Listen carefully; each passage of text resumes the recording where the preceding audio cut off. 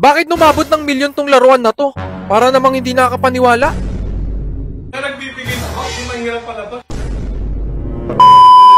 So ayan na nga guys, at kami ay dumalaw dito sa may Entoys. Dito sa may Green Hills, kung makikita nyo, sobrang daming laruan guys. Oh my goodness, ang pagpasok ko dito sa may Entoys ay ako talaga ay nalula.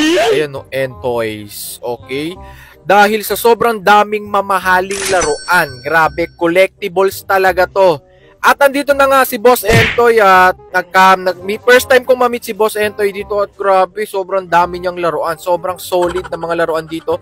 Kaya dapat pumunta kayo at i-check nyo yung mga laruan. At syempre, eto na, Rendon Labrador behind the scene at ayan, nagpa-practice na. Grabe. Si Rendon Labrador talaga, kung makikita mo, talagang pwede talaga siyang pang-artista eh. Kasi tingnan mo naman yung katawan.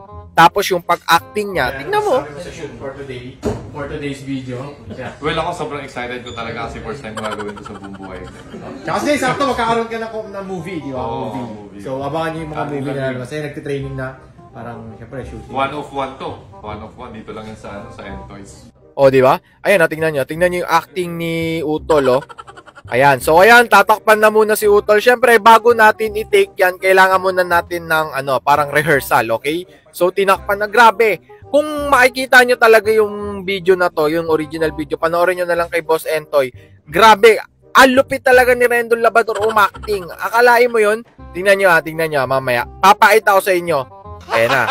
Gago! Tingnan nyo to ha, ayan o. Syempre, una nag-uusap muna yan. At behind the scenes lang to guys, na-upload na to. At okay lang, grabe. Nabilib lang talaga ako dito kay Rendon Labrador dahil sa pinakita niyang acting. Tingnan nyo ha.